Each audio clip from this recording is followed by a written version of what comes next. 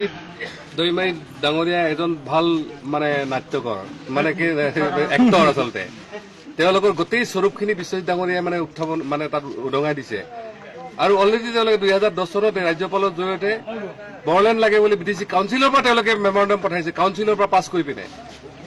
মই আচলতে 370 বিষয়ে বা জম্মু কাশ্মীৰ বিষয়ত এই কথাখিনি উত্থাপন কৰাৰ কাৰণে আমাৰ সন্মানীয় স্পিকাৰ মহোদয়ক মই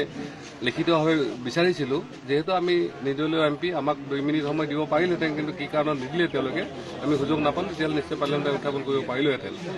আৰু আচলতে উল্টাটো হৈছে আমাৰ ৰাইজে কিন্তু ভাবি আছে যে 370 শেষ হোৱাৰ লগে লগে হয়তো ইয়াত 6 চিটৰ বিষয়টো পুনৰ মানে বিবেচনাৰ কথাটো আহিব আৰু অলৰেডি আমি হোম মিনিষ্টাৰ ডাঙৰে লিখি থৈ আহিছোঁ যে বিটিচি সম্পৰ্কত তেওঁলোকে যাতে ৰিভিউ এটা কৰে আমাৰ ইয়াত থকা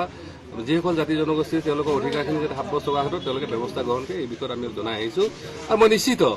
যে যদি বিজেপি দলেও কিবা কাৰণত অসম বিভাজন কৰা ষড়যন্ত্ৰ কৰে তেতিয়াহ'লে কিন্তু আমি সন্মুখৰ পৰা যুঁজিম ইয়াত নহয় গোটেই ইণ্ডিয়াত গৈ হ'লে যুঁজাৰ কাৰণে আমি ৰেডি আছোঁ যিকোনো মূল্য বিনিময়ত আমি অসমৰ অস্তিত্ব অসমৰ মানে সংকট আমি আহিব নিদিওঁ পাতক কৰি থাকে আৰু সঁচাকৈ যদি তেওঁলোকৰ কিবা আইডিঅলজি বোলা বস্তুটো আছে তেতিয়াহ'লে নিশ্চয় ৰাইজে দেখিব আৰু ইয়াত মই এটা কথা কৈ থৈছোঁ যে বহু বড় লোক যিসকলে বিভিন্ন সময়ছোৱাত সংগ্ৰামবিলাক ক্ষতিগ্ৰস্ত হৈছিল বা এই আপচু বা এই যে BPFৰ নাটকবাজিবিলাক দেখি তেওঁলোকে যথেষ্ট মানে তেওঁলোকে হেৰি হৈছে তেওঁলোকে এটা কথা নিশ্চিত হৈছে যে অবড়ো ৰাইজৰ লগত লগ লাগি তেওঁলোকৰ অধিকাৰখিনি সাব্যস্ত কৰাৰ বাহিৰে তেওঁলোকৰ বিকল্প নাই সেইকাৰণে কৈছোঁ যে এইবাৰ ইলেকশ্যন চাব যে তেওঁলোকে ডালে ডালে গ'লে আমি পাতে পাতে যাম আমি নিশ্চিত আৰু আপোনালোকে যদি খবৰ লয় আমাৰ BPFৰ যিসকল নেতা পালি নেতা আছে বা যিসকল বৰমূৰীয়া আছে তেওঁলোকৰ